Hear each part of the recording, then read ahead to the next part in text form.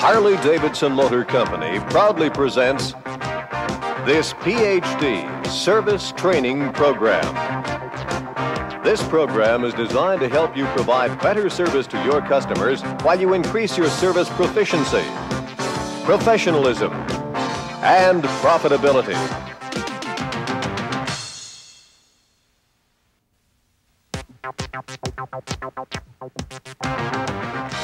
Alignment of the front and rear wheels of a two-wheeled vehicle is important for good handling.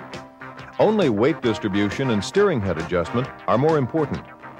This PhD program is the second in a series that relates to the handling characteristics of motorcycles.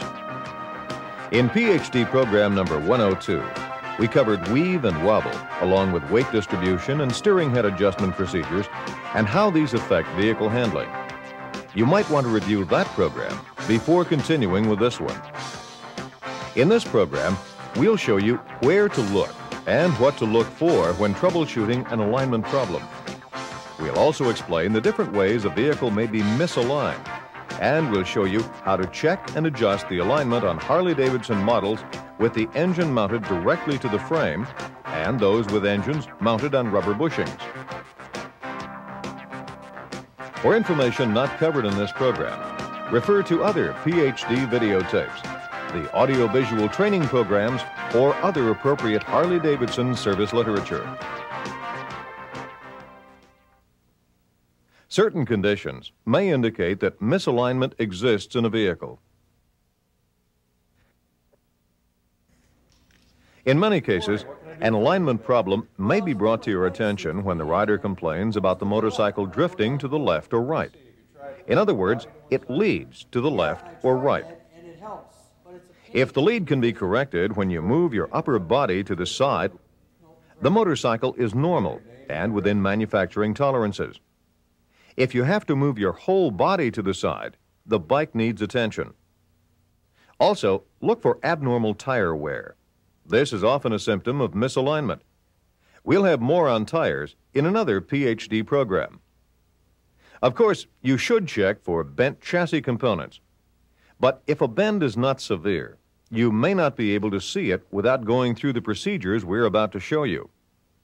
Before doing anything else, make sure there are no accessories or items in the saddlebags that disturb the normal weight distribution of the motorcycle. If that's not the problem, it's time to check the alignment. We'll cover the Harley Davidson models with solid mounted engines first. Later in this program, we'll cover those models with engines mounted in rubber bushings. There are two ways a solid mount model may be misaligned. One is horizontal or offset of the front wheel compared to the rear. On some models, the center lines of the front and rear wheels are aligned. On some models, the front wheel is offset to the right of the rear wheel. This is done to help ensure a straight running motorcycle. The other type of misalignment is vertical. The frame and both wheels should all be the same angle from the ground with the front wheel pointed straight ahead. If they aren't, you could have a bent frame, fork assembly, or swing arm. The first step in the vehicle alignment procedure is to check the alignment of the rear wheel within the swing arm. On the later models where you can get at the swing arm pivot shaft, measure the distance from the center of the pivot shaft to the center of the axle. Dimensions for a gauge like this are in the workbook for this program.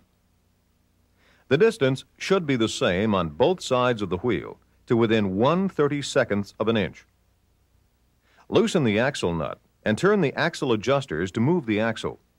This will make the axle parallel to the pivot shaft and help ensure longer life of the chain or belt. Make sure the chain tension is within the specifications in the service manual. Make sure you turn each adjuster the same amount to maintain the rear wheel alignment. Also, make sure the end caps are fully seated on the swing arm and then tighten the axle nut to the proper torque. In many cases, that's all it takes to ensure proper alignment of the motorcycle. The next step is to test ride it. On older models where the pivot shaft is not accessible, or if the motorcycle fails the test ride, The next step is to check the horizontal alignment or the offset between the two wheels. Put the vehicle on a center stand with the rear wheel off the floor. Get the vehicle as level as possible. If you do this on a lift, strap it securely so that it won't fall on you. In order for this procedure to be accurate, you must use an accurate straight edge. Use an I-beam type aluminum straight edge like this one. An 8-foot track from a patio door may also work. Just make sure it's straight. Glass light tubes are dangerous and are not accurate enough. Don't use them. On all XL and XR 1000 models, the front and rear wheels should be in line with no offset. For these models, place a straight edge against each side of the rear tire. Place the straight edges as close to the axle as possible for the most accuracy. You can use oil cans or blocks to support the straight edges. Measure from the straight edge to the front rim, not the tire. On cast wheels, measure to the corner of the bead portion of the rim, as shown here. For laced wheels, measure to the flat portion of the bead, like this. Measure where the wheel crosses the straight edge in 2 places. If necessary, turn the wheel so both measurements are the same. Make sure each straight edge remains in contact with the rear tire in 2 places. The front wheel is now parallel to the straight edges and to the rear wheel.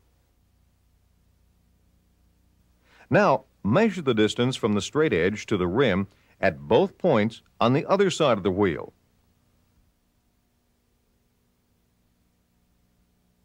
Calculate the difference between the left side measurement and the right side measurement. The difference should be no more than 250 thousandths of an inch. In other words, the front wheel should be centered between the straight edges plus or minus 125 thousandths of an inch. Let's look at a diagram. If the wheels are perfectly aligned, measurements A, B, C, and D will all be equal. The front tire does not touch the straight edges because it is narrower than the rear tire. If the difference between the right and left side measurements is more than 250 thousandths of an inch, loosen the rear axle nut and turn the axle adjuster to bring the wheels into alignment. If the distance from the axle to the swing arm pivot shaft is now off by more than 1/32 of an inch, the wheel, swing arm, frame, or fork assembly could be bent. On FL and FX models, the front wheel is offset to the right of the rear wheel, so this part of the alignment procedure is a little different. For these models, first look at Table 1 in the workbook for this program. Find the offset factor for the model you are working on and make a note of it. The table is accurate for 1973 to 1987 models. For later models, refer to the service manual. You may notice that the offset factors differ from those in the service manuals. We feel that this procedure is more accurate and easier to follow than those given in the current manuals. The procedures in this program are accurate regardless of the size of tires on the motorcycle. Future manuals will be changed. For FX models with the front tire narrower than the rear, place a straight edge against each side of the rear tire as close to the axle as possible. Measure the distance from the left straight edge to the front rim. Again, turn the wheel as required so both measurements are the same. Make a note of your measurement.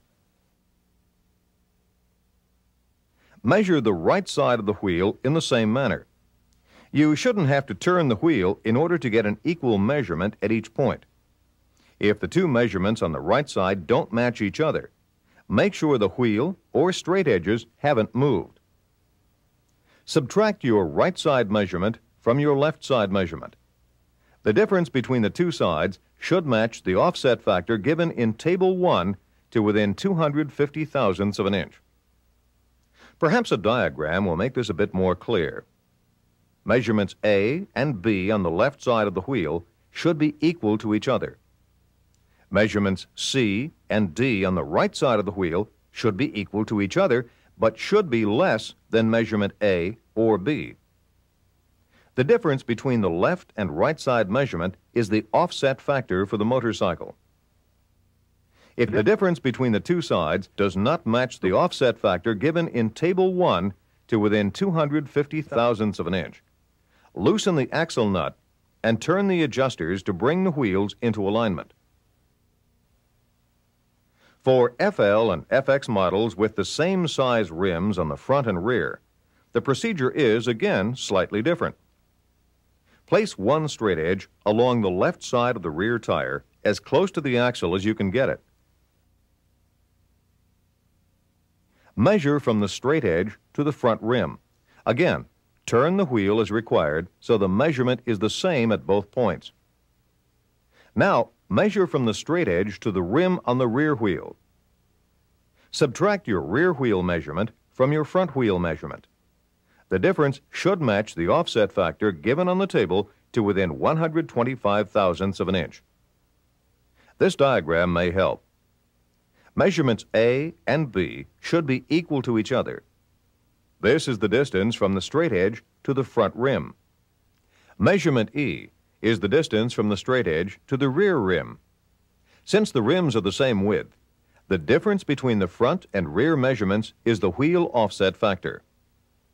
If your measurement does not match the offset factor on the table to within 125 thousandths of an inch, loosen the axle nut and turn the adjusters to bring the wheels into alignment. If the distance from the axle to the swing arm pivot shaft is now off by more than 1/32 of an inch, the wheel, swing arm, frame, or fork assembly could be bent. The next step in aligning models with solid-mounted engines is to check the vertical alignment of both wheels. With the front wheel still parallel to the alignment straight edge, place an inclinometer on the brake disc and make a note of its reading. Make sure the inclinometer is perfectly vertical in order to obtain the most accurate reading. Place the inclinometer on the rear disc, again making sure it is vertical, and note the reading. If your two readings are more than 1/2 degree apart, look for a bent frame, fork, or swing arm. There are no adjustments for vertical misalignment on any of the models with solid-mounted engines. To see if the problem is in the front wheel or axle, measure from the fender mounting boss to the rim on both sides of the wheel. Place the edge of a dial caliper against the fender support as close to the mounting bolt as possible. On some models, you'll need to use a straight edge. On models with the wide fender, you can catch the edge of the fender support below the bolt like this. The rim should be centered between the bosses to within 100 thousandths of an inch. In other words, the difference between the left and right side measurements should be no more than 200 thousandths of an inch. The only exception is the FLST. For this model, the rim should be offset to the right by 186 thousandths of an inch. If you subtract the right side measurement from the left, the difference should be 372 thousandths of an inch. If your measurements are off by more than that, look for bent fork sliders or a tilted axle. Also, make sure the wheel is true to the specifications given in the service manual. If the wheel is laced incorrectly, the rim could be off-center. Make sure it matches the specifications in the manual. Finally, check the chain or belt for the proper free play. Again, turn each adjuster the same amount to make sure the vehicle remains properly aligned. Tighten the axle nut to its proper torque. Before we continue, here's a brief summary of the alignment procedure for those models with solid-mounted engines. There are two ways a vehicle can be misaligned: front and rear wheels not aligned to each other, or the wheels not aligned vertically. The first step is to make sure the distance from the swing arm to the axle is the same on both sides to within 1/32 of an inch. This will align the belt or chain and may also correct improper wheel alignment. If the vehicle flunks the road test, the next step is to check the alignment of the wheels to each other. On XL and XR 1000 models, the front wheel should be parallel to the straight edges and centered between them to within 125 thousandths of an inch. On FX models with the front tire narrower than the rear, the front wheel must be parallel to the straight edge and offset to the right. The difference between the two sides should match the offset factor listed in Table 1 to within 250 thousandths of an inch. For FL and FX models with the same size rim, front and rear, measure from the straight edge to the rim on the front and rear wheels. The difference should match the offset factor listed in Table 1 to within 125 thousandths of an inch. In all cases, the alignment is made by adjusting the rear axle. Step 3 is to make sure the axle to pivot shaft measurements are still within the 1/32 of an inch limit. Step 4 is to check for vertical alignment of the wheels using an inclinometer on the brake discs. The wheels should be the same to within 1/2 degree. If you suspect a problem in the front wheel or fork sliders, measure from the rim to the fender mounting boss. The rim should be centered to within 100 thousandths of an inch, except on FLST models, which should have an offset of 186 thousandths of an inch to the right. The alignment procedure for models with rubber-mounted engines is similar to that for Sportsters. But first, there are two items to inspect. One is a worn stabilizer. The ball should be tight in the socket, and the rubber sleeves should be firm and in position. A worn stabilizer should be replaced. It doesn't take much free play in the stabilizer to affect the alignment. Another is the swing arm pivot shaft rubber mounts. If they are damaged or improperly installed, they can affect vehicle alignment. Make sure the rubber is not separated from the metal plate. On early 1986 and earlier models, make sure the mount is properly installed on the shaft and that the locating pin is in the hole on the mount. You shouldn't have to disassemble the parts to check this. There are 3 ways a rubber mount model may be misaligned. Each one can be adjusted independently. One is misalignment of the rear wheel within the swing arm. The second is misalignment of the front and rear wheels to each other. This is often referred to as horizontal misalignment. The third way a vehicle may be misaligned is vertically. The two wheels and the frame must all be the same angle from the ground, with the front wheel pointed straight ahead.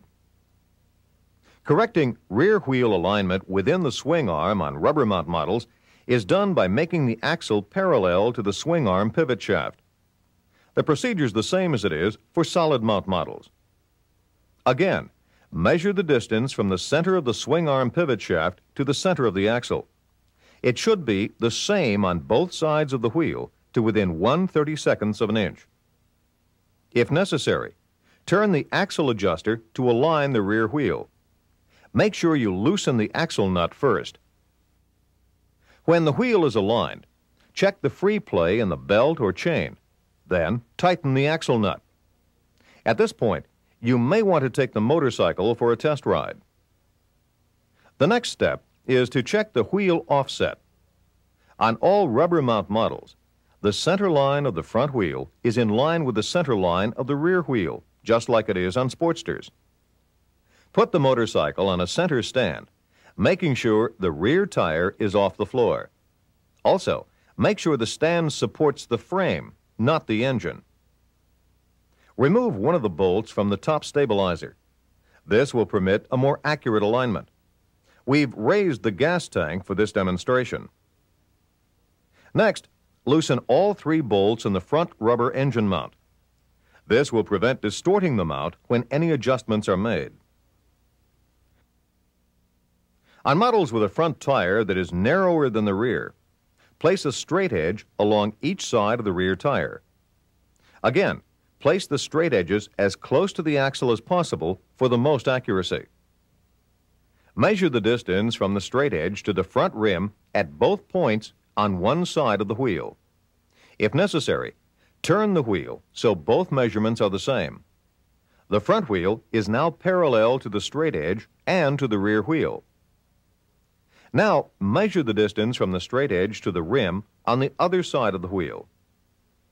If the wheels are properly aligned, your measurement at all 4 points will be the same, meaning the wheel is centered between the straight edges. If the wheel is not centered, loosen the front stabilizer lock nuts and adjust the stabilizer. This will move the engine, transmission, and swing arm and bring the rear wheel into alignment without changing the belt or chain alignment or adjustment. When the distance from the rim to the straight edge is the same at all 4 points, tighten the stabilizer lock nuts.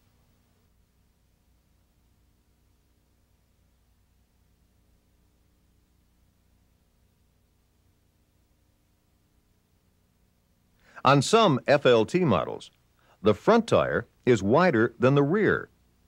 In this case, make your measurements from the rear rim. Again, all 4 measurements should be the same.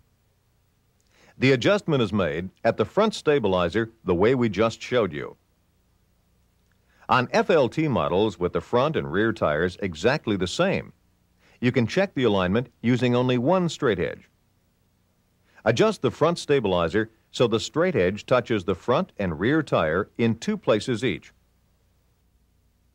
The vertical alignment is made by adjusting the top stabilizer. Loosen the lock nuts and adjust the stabilizer so the bolt slips easily through the hole in the stabilizer and the bracket. Make sure the rear tire is off the floor, or this procedure will not be accurate. Install the bolt and tighten the stabilizer lock nuts. To verify the vertical alignment, place the inclinometer on the front and rear discs. Make sure the inclinometer is perfectly vertical and that the front wheel is parallel to the straight edges. Your readings should be no more than 1/2 degree apart. If your readings differ by 1 1/2 degrees or less, you can correct the alignment by adjusting the top stabilizer. If the alignment is off by more than 1 1/2 degrees, look for a bent frame, fork, or swing arm, and make sure the swing arm pivot shaft and its mounts are properly installed. Also, make sure the wheels are trued within the limits given in the service manual. If you suspect a problem in the front end, you can check the distance from the rim to the fender boss on the slider like we showed you earlier. In all cases, the rim should be centered between the bosses. The final step in the alignment procedure is to make sure the front engine mount has not been distorted during the other alignment steps. Make sure the weight of the engine is completely on the mount. Grasp the rubber portion of the mount. The rubber bushing should have the same amount of bulge on the left and right sides. If it doesn't, push the mounting plate from side to side until the rubber bulges equally on the left and right sides. Then, tighten the 2 side bolts. What you don't want is a mount that is distorted like this one. We've intentionally forced the metal sleeve to one side. This uses up most of the travel in the mount, resulting in more engine vibration being transferred to the frame and rider. Grasp the rubber again, this time checking for an equal bulge from front to rear. Push on the sleeve of the mount just under the engine plate. When the rubber bulges equally on all sides, tighten the 3/8 inch center bolt to 21 to 27 foot-pounds torque. Since parts tend to move when bolts are tightened, double check that the bulge is the same on all sides of the rubber. On some 1984 and earlier models, a 1/2 or 7/16 inch bolt was used. If this bolt prevents you from getting the proper adjustment, install a 3/8 inch bolt with flat washers on each end. The bolt should slip right in without binding.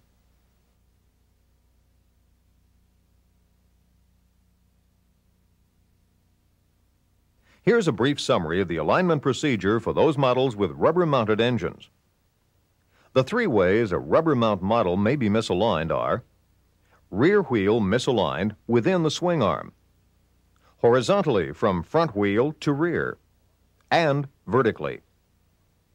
Aligning the rear wheel within the swing arm is done by turning the axle adjusters, the same as on solid mount models.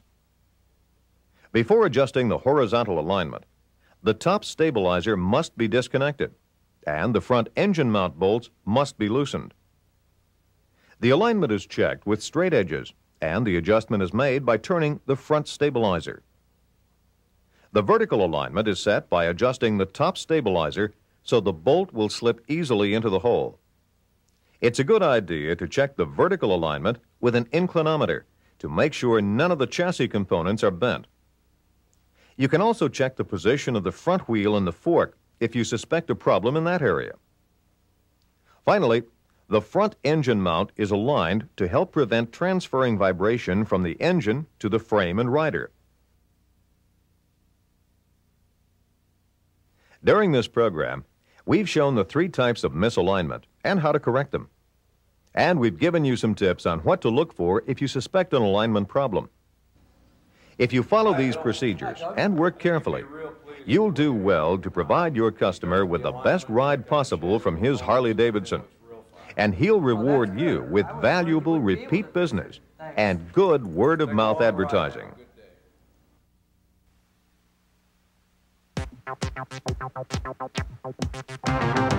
This PhD service training program was designed to help you provide better service to your customers while making your service operation more proficient, professional, and profitable. For additional training, attend the courses offered at the Harley Davidson Technical Training Center. Call the service department for more information. This program was produced by the Harley Davidson Service and Technical Communications Departments.